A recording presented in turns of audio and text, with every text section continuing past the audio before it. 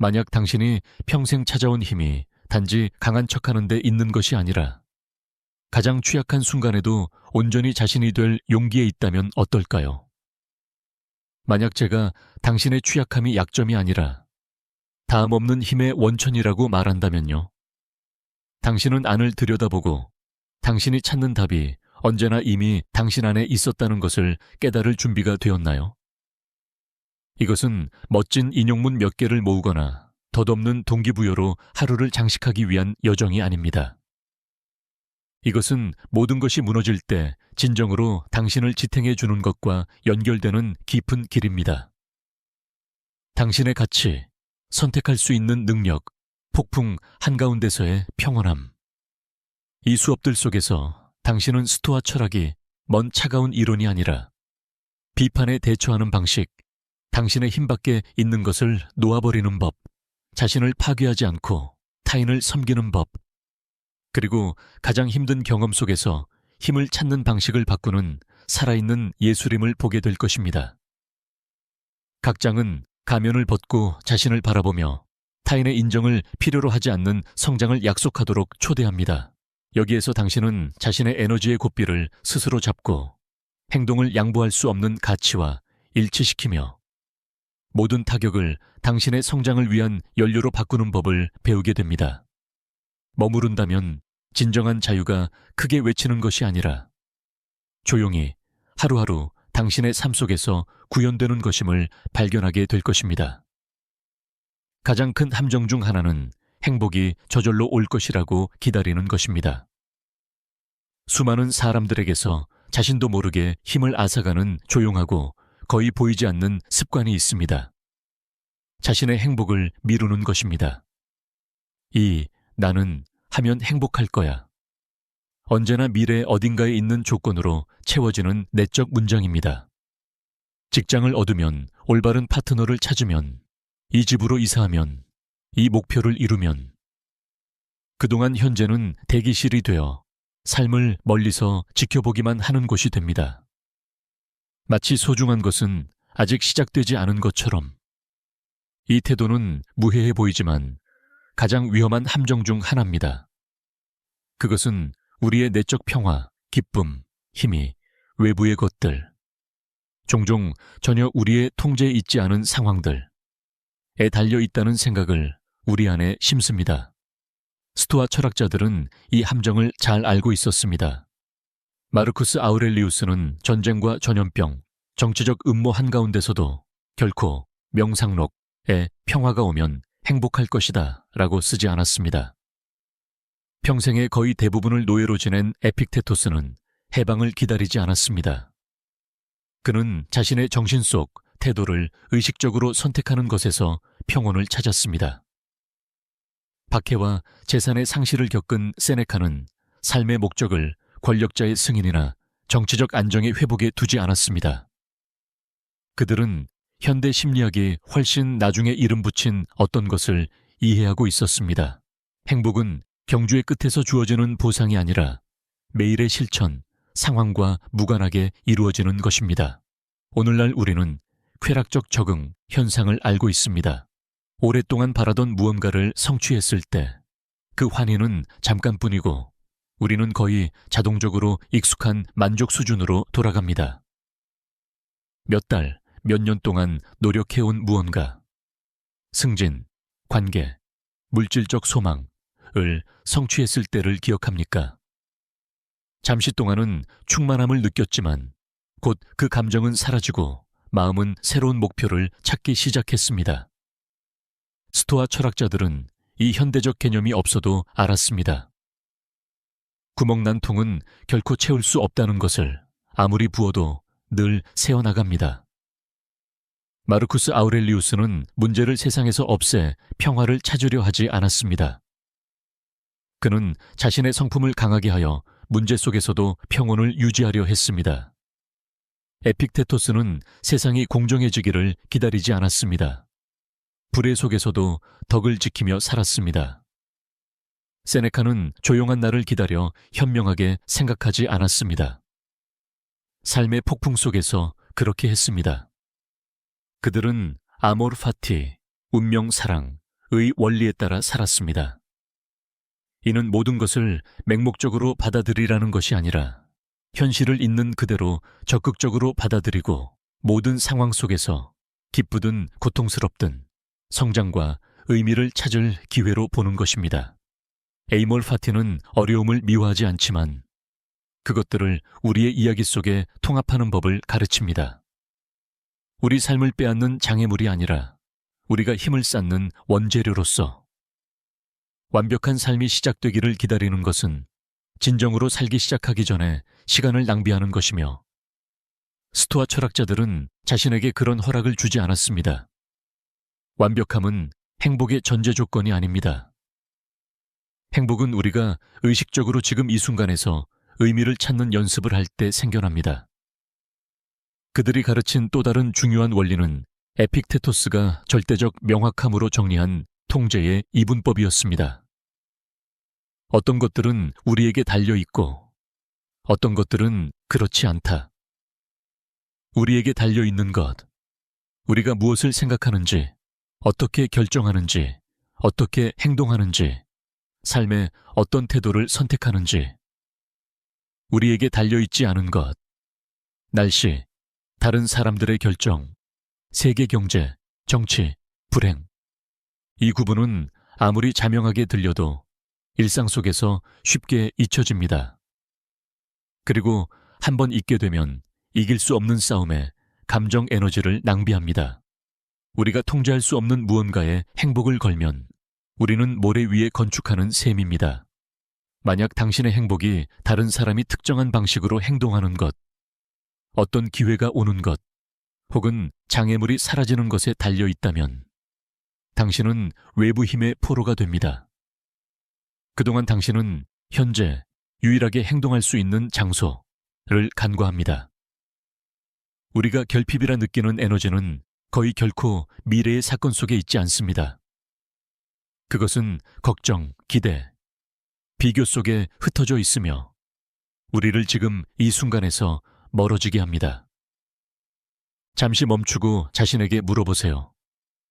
당신의 주의력 중 얼마나 많은 부분이 아직 일어나지 않은 것에 향하고 있습니까? 얼마나 자주 나는 하면 행복할 거야 라고 생각합니까? 그러나 지금은 아닌가요? 이런 사고방식에는 대가가 있습니다. 그것은 당신이 이 하루를 진정으로 살 기회를 빼앗습니다. 그리고 이것은 정체에 대한 부름이 아니라 실용적 지혜입니다. 완벽한 조건은 존재하지 않는다는 것을 받아들임으로써 당신은 지금 가진 것, 있는 곳, 사용할 수 있는 자원으로 행동할 자유를 얻습니다.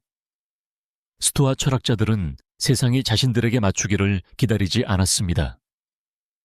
그들은 원칙을 배반하지 않고 세상에 맞추었습니다.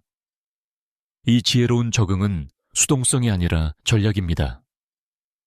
그들은 자신의 에너지를 자신들의 힘이 미치는 것에 집중함으로써 영향력을 배가시키고 변하지 않는 것과 끊임없이 싸우는 이들을 소모시키는 감정적 마모를 줄였습니다.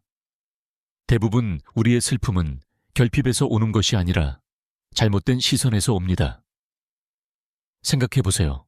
만약 충만함을 느끼는 데 필요한 모든 것이 언젠가 미래에 일어날 무언가에 달려 있다면 그 조건이 충족되기까지 흐르는 날들, 주들, 해들을 어떻게 살겠습니까? 행복을 미루는 것은 그것을 무기한 부정하는 것입니다. 스토아 철학자들은 정반대를 제안했습니다. 매 순간을 덕, 의미, 내적 만족의 비옥한 토양으로 사용하는 것입니다. 아마 당신은 어떻게 그렇게 살기 시작해야 할지 궁금할지도 모릅니다. 첫걸음은 근본적인 정직함입니다. 당신 삶의 어떤 영역에서 나는 하면 행복할 거야 라는 함정에 빠졌는지 자신에게 인정하는 것입니다. 어쩌면 누군가가 변하기를 기다리며 내적 평화를 느끼려 하고 있습니까? 아니면 재정이 안정되기를 기다리며 안전감을 얻으려 합니까? 혹은 몸이 특정한 모습에 맞아떨어지기를 기다리며 기쁨을 느끼는 것을 미루고 있습니까? 일단 이런 스스로 설정한 조건들을 알아차리면 그것들을 풀어가기 시작할 수 있습니다. 스토아 철학자들의 도구로 피할 수 없는 것을 받아들이고 자신에게 달린 것에서 행동하고 이미 있는 것에 의식적으로 감사하는 것. 기억하세요. 의미를 찾기 위해 상황이 유리할 필요는 없습니다. 마르쿠스 아우렐리우스는 불확실성과 위험에 둘러싸인 원정 중에도 글을 썼습니다. 그는 알았기 때문입니다. 진정한 힘은 그의 정신 속에 있음을. 당신도 이 내적 공간을 가꿀 수 있습니다. 이는 어려움을 부정하는 것이 아니라 그것들이 당신의 전체 경험을 규정하지 못하게 하는 것입니다. 매일 자신에게 묻는 습관. 오늘 내가 통제할 수 있는 것은 무엇인가? 이것은 보이는 것보다 훨씬 강력합니다. 만약 매일 아침 휴대폰을 보기 전에나 문제를 떠올리기 전에 이 질문을 스스로에게 던진다면 당신은 주의를 다시 진정으로 당신의 손에 달려있는 것에 맞추게 된다. 그리고 마음이 미래에 대한 걱정으로 도망치려 하거나 바꿀 수 없는 것에 대해 불평하고 싶어질 때마다 이 질문은 당신에게 에너지가 한정되어 있고 소중하다는 것을 상기시킨다. 지금 이 순간에서 의미를 찾는다는 것은 꿈이나 계획을 포기한다는 뜻이 아니다. 그것들이 이루어지는지에 따라 더 이상 당신의 행복을 의존하지 않는다는 뜻이다. 이렇게 해서 당신은 목표를 향해 일하면서도 이미 충만함을 경험하는 삶을 살게 된다. 그럴 때 삶은 더 이상 끝없는 기다림처럼 느껴지지 않고 매 걸음마다 스스로 의미를 가진 과정으로 다가온다. 오늘 내가 제안하는 약속은 단순하지만 깊다.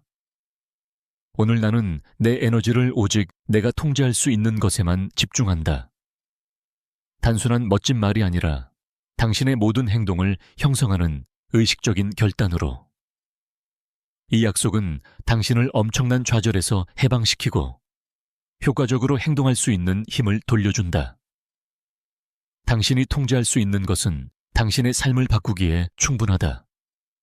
당신이 손이 닿지 않는 것을 내려놓고 여기 지금 주어진 것과 함께 일하는 법을 배운다면 행복을 기다리는 함정은 더 이상 당신을 지배하지 못한다.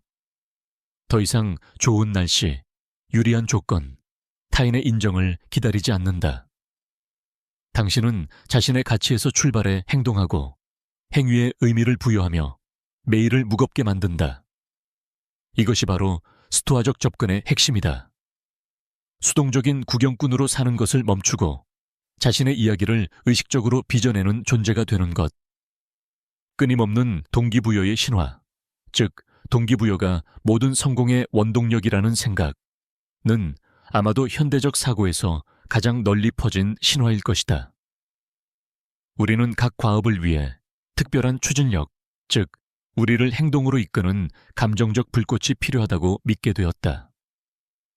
사람들은 끊임없이 우리에게 동기부여 없이는 진전이 없고 내면의 불꽃이 타올라야만 첫걸음을 뗄 수 있다고 말한다. 하지만 이 기대는 아무리 매혹적으로 들려도 우리를 곧장 불안정으로 이끈다. 동기부여는 다른 감정과 마찬가지로 덧없다. 예고 없이 나타났다가 사라지며 열정의 순간에 솟구쳤다가 작은 어려움에도 금세 흩어진다. 성장의 길을 지속하기 위해 그것에 의존하는 것은 종이배로 바다를 건너려는 것과 같다.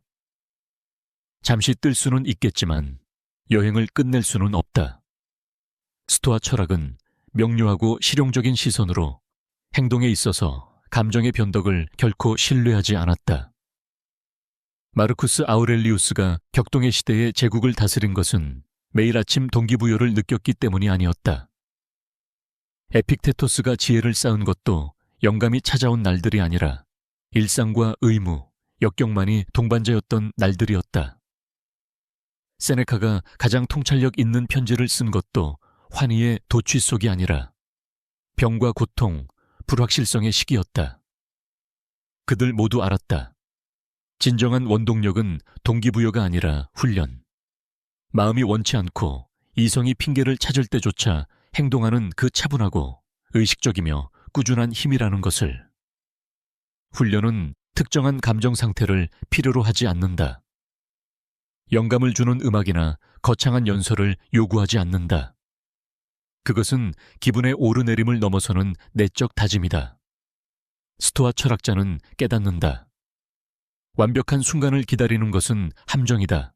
그것은 거의 오지 않기 때문이다. 그리고 만약 온다 해도 대개 그것을 무효화하는 무의와 함께 온다. 훈련을 기르는 이는 안다. 중요한 것은 행동 전의 감정이 아니라 행동 그 자체라는 것을.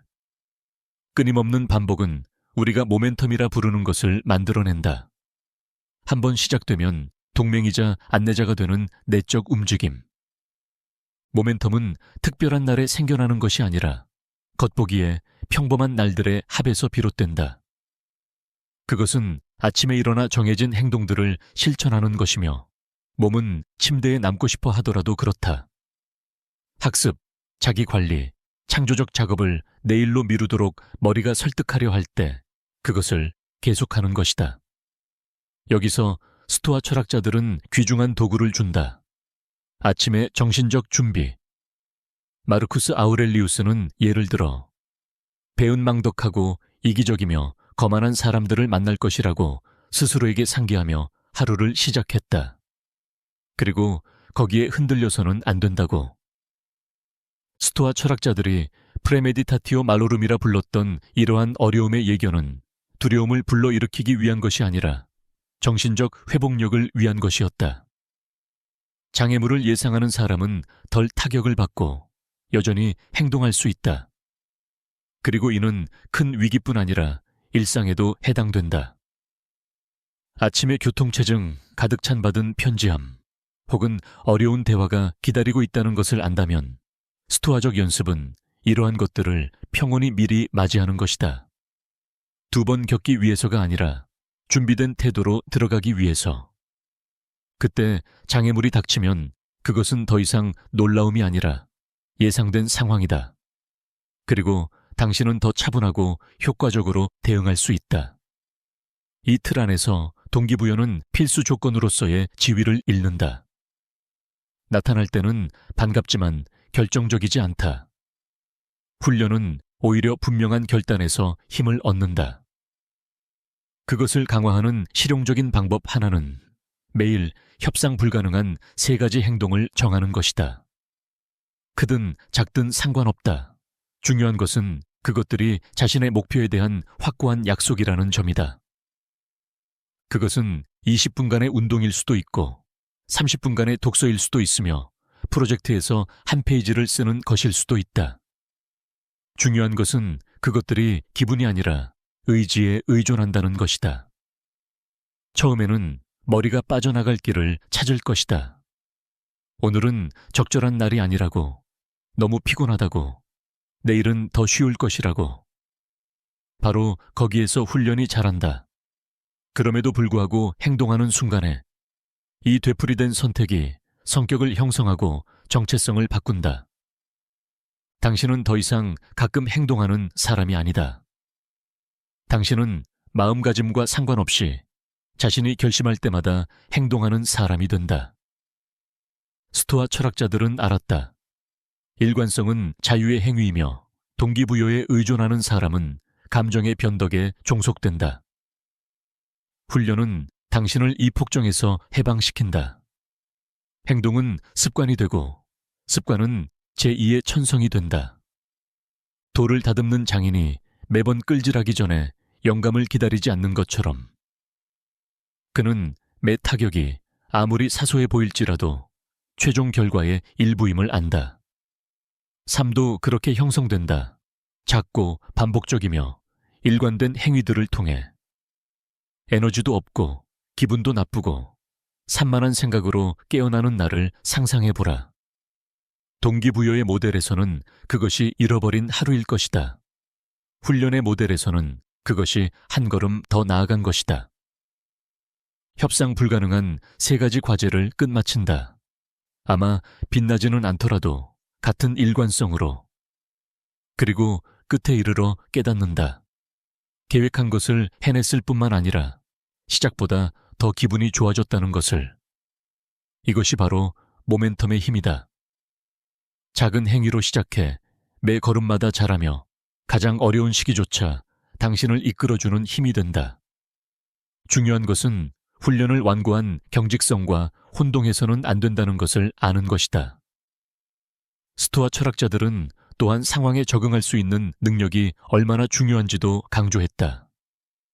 그러나 항상 의식적인 결정에서 비롯된 것이어야 하고 신중함으로 가장한 안일함에서 비롯되어서는 안 된다. 지혜란 언제 진로를 바꿔야 하고 언제 고집해야 하는지를 아는 것이다. 차이는 휴식이나 변화가 단순한 실증이 아니라 숙고된 판단에서 비롯된다는 데 있다. 이 태도를 받아들인다면 끊임없는 동기부여의 신화는 중요성을 잃는다. 그때 질문은 더 이상 하고 싶은가가 아니라 내가 세우기로 결심한 것과 일치하는가가 된다. 바로 그것이 전환점이다. 당신은 더 이상 단지 감정에 반응하는 것을 멈추고 그것들을 관찰하며 의식적인 결정을 내리기 시작한다. 여기에 바로 스토아 학파가 추구했던 내적인 자유가 있다. 그래서 오늘의 약속은 단순하지만 심오하다. 즐거움을 기다리지 말고 행동하라. 마음이 동기의 불꽃을 기다리고 있음을 깨달을 때마다 기억하라. 당신은 스스로 규율의 열쇠로 엔진을 켤 수 있다. 협상의 여지가 없는 3가지 과제를 완수하라. 날씨가 어떻든, 기분이 어떻게 변하든, 어떤 변명이 떠오르든 상관없이. 시간이 지나면서 당신은 이 꾸준함이 단지 구체적인 결과만을 만들어내는 것이 아니라 자신의 약속을 신뢰하고 스스로에게 의지할 수 있는 사람이 되게 한다는 것을 알게 될 것이다. 결국 규율은 자기 존중의 한 형태이다. 그것은 스스로에게 이렇게 말하는 것이다. 나는 불편하더라도 내 말을 지킨다. 그리고 이러한 존중은 삶의 모든 측면, 일, 관계, 신체적, 정신적 건강을 형성한다.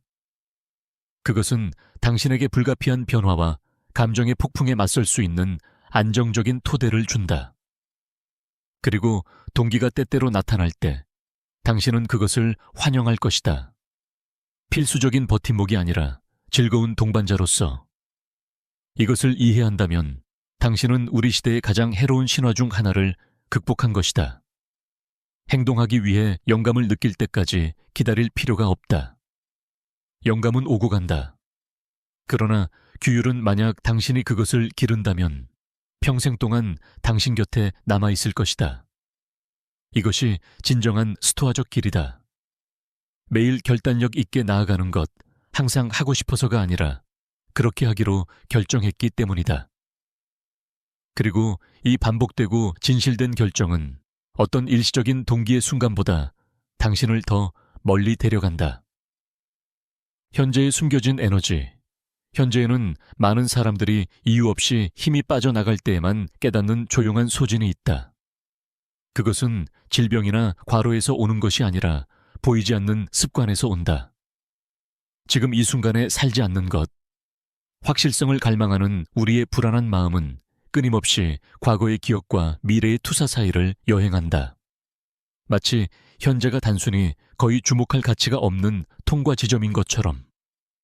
이 끊임없는 오고감 속에서 우리는 모르게 감정적, 정신적, 심지어 신체적 에너지를 잃고 바로 이 지속적인 유출이 의식적인 행동에 필요한 명료함과 활력을 빼앗는다. 과거는 되풀이되는 장면으로 우리를 더 이상 바꿀 수 없는 것에 묶어둔다. 미래는 끝없는 가능성으로 거의 결코 우리가 상상한 대로 실현되지 않는 기대 속에 우리를 얽어맨다. 이 두 극 사이에서 현재는 밀려나고 그와 함께 진정으로 살 기회도 사라진다. 그것을 결코 절전 모드로 들어가지 않는 장치로 상상할 수 있다. 힘든 작업을 수행하지 않을 때조차도 그것은 끊임없이 에너지를 소비하고 배터리를 고갈시킨다. 우리의 마음도 과거와 미래에 끊임없이 향해 있을 때 이와 같다.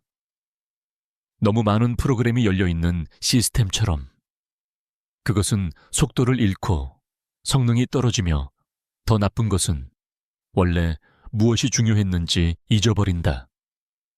스토아 학자들은 이러한 산만함이 내적 평온의 가장 큰 적 중 하나라는 것을 인식했다.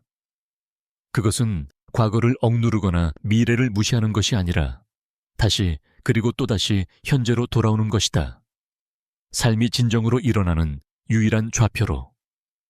존재한다는 것은 단순히 신체적으로 거기에 있다는 것이 아니라 마음과 주의, 몸을 조화롭게 하는 것이다. 스토아 학자들은 플로우라는 용어를 사용하지 않았지만 그들의 철학은 바로 이 상태를 목표로 했다. 내적 마찰 없이 자연스럽게 펼쳐지는 행동. 주의가 분산되지 않을 때 에너지가 집중되고 결과는 정신적 저항에 지치게 하는 무게 없이 나타난다. 의식적인 존재는 모든 것이 쉽다는 것을 의미하지는 않지만 불필요한 걱정에 추가적인 짐 없이 어려운 일조차도 행해진다는 것을 의미한다. 그곳에 도달하려면 관찰의 연습이 필요하다. 에픽테토스는 우리의 생각과 판단을 도시의 문을 지키는 수호자처럼 지키라고 권장했다. 관찰한다는 것은 우리의 생각이 어디로 떠도는지 인식하고 필요하다면 그것들을 현재로 되돌리는 것이다. 언제나 스스로에게 던질 수 있는 결정적인 질문은 이것이다. 나는 지금 여기 있는가? 아니면 생각 속에서 다른 곳에 있는가?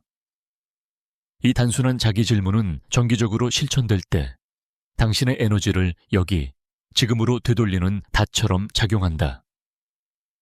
또 다른 유용한 질문은 특히 문제를 예상하거나 오래된 상처를 되풀이할 때 자신을 붙잡는 순간에 이것은 지금 실제로 일어나고 있는가?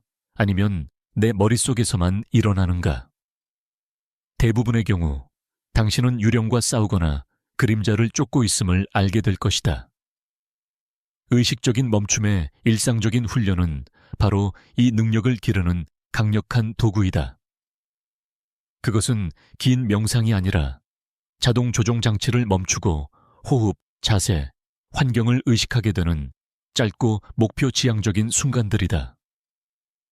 그것은 메시지에 답하기 전이거나 물 한 잔을 마실 때 또는 줄에서 기다리는 동안일 수 있다. 각 멈춤은 당신에게 정신적 서두름에 갇힐 필요가 없음을 상기시킨다. 시간이 지남에 따라 이러한 중단은 명료함의 작은 공간으로 변해 누적되고 내적 마모를 줄이며 당신의 존재감을 강화한다. 유용한 비유는 당신의 주의를 손전등의 빛에 비유하는 것이다. 그것을 한 지점에 고정하면 밝고 강하게 빛난다.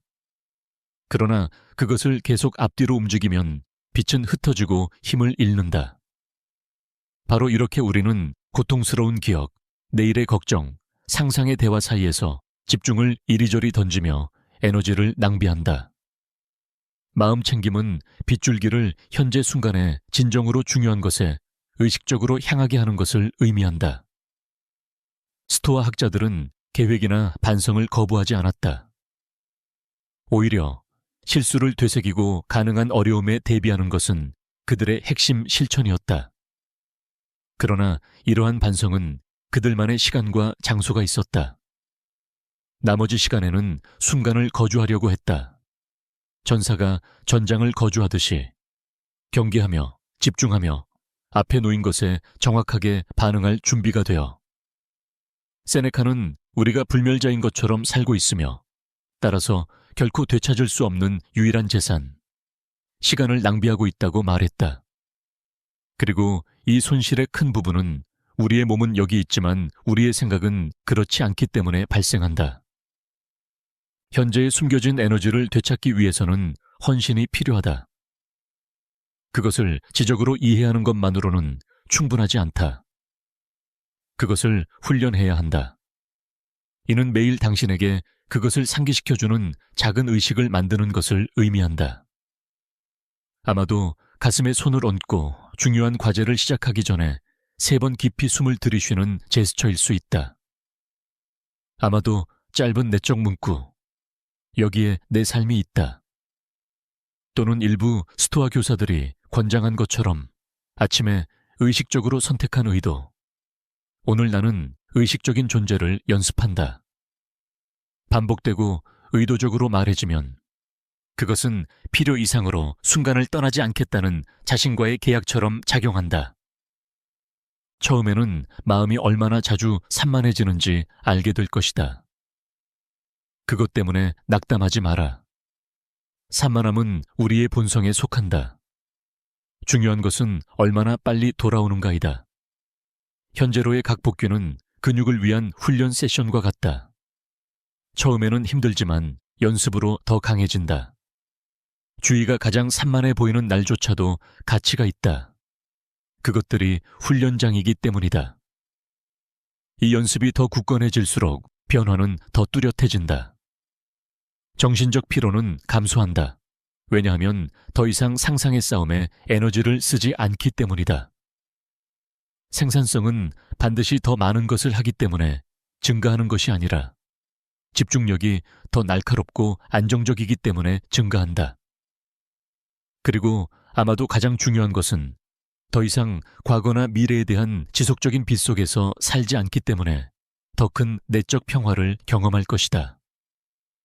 이렇게 현재는 단순한 통과 지점이 되는 것을 멈추고 당신의 진정한 집이 된다. 이것이 지금의 숨겨진 에너지에 대한 스토아적 가르침의 본질이다. 그것은 추상적인 이상이 아니라 더 큰 힘, 명료함, 평온함으로 살기 위한 실질적인 도구이다. 지금을 사는 법을 배워라. 그러면 항상 거기 있었으나 산만함에 가려져 있던 힘을 되찾을 것이다. 그 약속은 단순하지만 심오하다. 오늘, 매일, 나는 의식적인 존재를 연습한다. 왜냐하면 내가 그것을 할 때마다 나는 단지 에너지를 절약하는 것뿐만 아니라 나 자신에게로 돌아오기 때문이다. 너의 슬픔은 위장된 지혜일 수도 있다. 종종 그것은 원치 않는 손님처럼 나타난다. 우리는 그것이 다가오는 것을 느끼고 즉시 그것을 몰아내려는 방법을 찾는다. 우리는 그것을 약함, 패배, 혹은 우리 안에 근본적으로 잘못된 무언가의 증거와 혼동한다. 그러나 모든 슬픔이 적은 아니다. 우리를 소모시키고 끝없는 생각의 고리에 가두며 자기 파괴적인 생각을 키우고 우리의 행동 능력을 한 걸음씩 파괴하는 슬픔이 있다. 그것이 독성 슬픔이다. 그러나 또 다른 슬픔이 있다. 더 조용하고 미묘하며 강제로 멈추게 하는 휴식처럼 작용하는 것. 더 깊이 들여다보고 자신의 우선순위를 다시 정리하며 당연하게 여겼던 것을 새롭게 평가하도록 초대하는 것이다. 이것이 유익한 슬픔이다. 엄격하지만 공정하며 올바르게 이해하면 스승이 된다. 두 슬픔의 차이는 그 효과와 우리가 그것에 대해 취하는 태도에 있다. 독성 슬픔은 우리를 마비시키고 의미를 빼앗는다. 반면 유익한 슬픔은 성찰과 재정향을 위한 공간을 연다. 하나는 우리를 창문 없는 어두운 방에 가둔다. 다른 하나는 잠시 불을 끄지만 그것은 강렬한 햇빛 속에 숨겨져 있던 음영을 볼 수 있도록 하기 위해서다. 스토아 철학은 우리가 슬픔을 억누르기를 요구하지 않는다. 오히려 의사가 증상을 살펴보듯 똑같은 객관성으로 슬픔을 바라보라고 요구한다. 두려움 없이, 그러나 주의 깊게. 이 감정이 우리에게 무엇을 말하려 하는지 자문하는 것은 그것이 독인지 약인지 구별하는 첫걸음이다. 역사는 슬픔이 힘의 원천으로 변한 사례들로 가득하다. 개인적인 상실과 정치적 위기에도 불구하고 어두운 순간에 철학을 심화시키고 더 지혜롭게 통치한 마르쿠스 아우렐리우스를 생각해보라. 혹은 극한의 강제수용소 경험 속에서도 가장 강렬한 고통조차 의미로 전환될 수 있음을 깨달은 빅터 프랑크를 떠올려보라. 이 남자들은 슬픔에 집착하지 않았지만 그렇다고 피하지도 않았다. 그들은 그것과 마주했고 분석했고 동맹으로 만들었다. 이를 위한 도구들은 복잡하지 않지만 내적 훈련을 요구한다. 철학적 분석은 예를 들어 객관적 사실을 해석과 구분하도록 우리를 초대한다. 나는 소중한 무언가를 잃었다 라고 말하는 것과 내 삶은 의미를 잃었다 라고 말하는 것은 동일하지 않다. 첫 번째 문장은 현실을 설명하고 두 번째 문장은 절망으로 가득 찬 판단이다. 치유적 글쓰기도 강력한 길이다. 우리의 감정을 단어로 표현함으로써 우리는 모호한 것에 형태를 부여하고 생각과 감정을 정리하며 그렇지 않으면 숨겨졌을 패턴을 인식한다. 그리고 스토아적 조망 훈련. 자신의 삶을 훨씬 더 큰 전체의 작은 일부로 상상하는 것은 경험한 것에 그 올바른 무게를 되돌려주며 과소평가하지도 과장하지도 않게 해준다. 깊은 슬픔 속에서 우리는 아마도 질문하는 것을 가장 덜 원할 것이다. 그러나 바로 그 질문들이 변화를 위한 공간을 연다. 이 상실은 내가 진정으로 소중히 여기는 것에 대해 무엇을 가르치는가? 이 고통의 어떤 부분은 사실에서 오고 어떤 부분은 나의 해석에서 오는가? 미래의 나와 대화할 수 있다면 그는 이 순간을 견디기 위해 어떤 조언을 줄 것인가? 와 같은 질문들이다. 이런 질문들은 빠른 답을 요구하지 않는다. 그것들은 우리 안에서 비밀리에 발아하는 씨앗처럼 작용한다. 가장 어렵지만 또한 가장 중요한 단계는 감정과 함께 머무는 것이다. 피하지 않는 것이다. 우리는 산만함을 찬양하고 불편함을 마비시키기 위한 수많은 수단을 제공하는 문화 속에 살고 있다. 소셜미디어, 과로, 끝없는 오락. 그러나 감정을 피하는 것은 피할 수 없는 대면을 단지 미룰 뿐이다. 스토아인들은 우리에게 상기시켰다. 우리가 싸우는 것은 남아있고 고통에서 도망침으로써 우리는 그것에 더 큰 힘을 부여한다. 슬픔과 함께 머무는 것. 그것을 극적으로 만들지 않고 그렇다고 부정하지도 않고 우리에게 그 메시지에 접근할 수 있게 해준다. 그제서야 우리는 그 안에 숨겨진 지혜를 정지할 수 있다. 처음에는 이 실천이 불편하고 심지어 견딜 수 없을 수도 있다. 마음은 피하려고 1000가지 변명을 찾는다. 그러나 유익한 슬픔이 그 임무를 완수하는 유일한 길은 그것을 통과하는 것이다. 우회하는 것이 아니다. 바로 여기에서 개인적 고백이 무게를 갖는다. 슬픔을 학습으로 바꾸는 것은 우연히 일어나지 않는다. 그것은 반복된 결정이다. 때로는 매 시간, 때로는 매 분마다. 이것은 이렇게 깨닫는 것을 의미한다. 상처는 네가 선택한 것이 아니지만 흉터로 무엇을 할지는 네가 선택할 수 있다. 시간이 지나면 네가 발견하게 될 것이다. 가장 소중한 교훈들 중 일부는 환희에서 태어나는 것이 아니라 삶이 멈춰선 듯 보이는 회색의 시기들에서 비롯된다는 것을. 유익한 슬픔은 네가 놓아주는 것을, 변할 수 없는 것을 받아들이는 것을, 그리고 남아있는 것을 소중히 여기는 것을 가르친다. 그것은 외과적인 선명함으로 어떤 사람들과 어떤 것들이 진정으로 중요한지를 보여준다. 그리고 가장 중요한 것은 그것은 너를 강하게 하여 다음 폭풍을 두려움이 아니라 평온으로 맞이하도록 한다. 평온으로 돌아가는 길을 아는 자의 태도로. 결국 약속은 분명하다. 슬픔은 아무리 강력해도 너를 포로로 만들어서는 안 된다.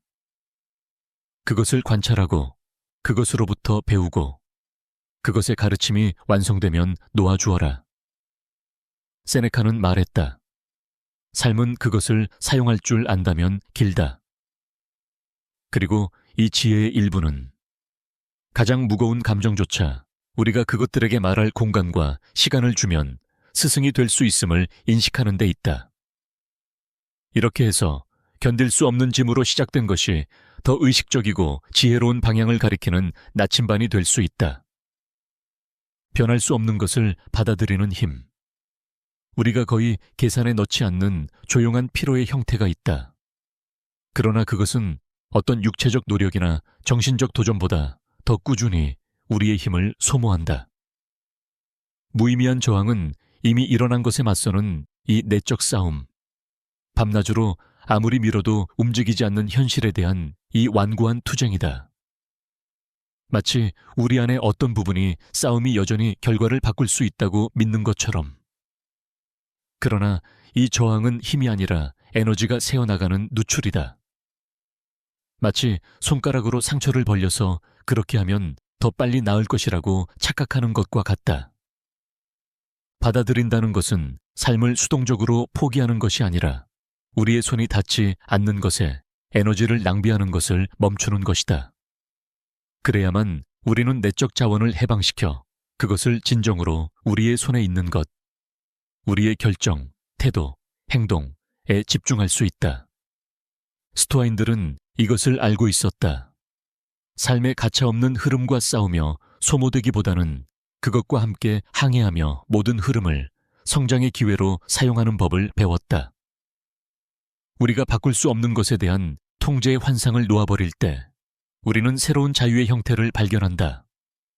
어떤 외적 안전보다 가볍고 넓은. 바로 여기에 스토아적 메시지의 힘이 있다. 삶은 끊임없는 저항 속에서 사는 것이 아니라 가능한 것 안에서 의식적으로 받아들이고 행동하는 데 있다.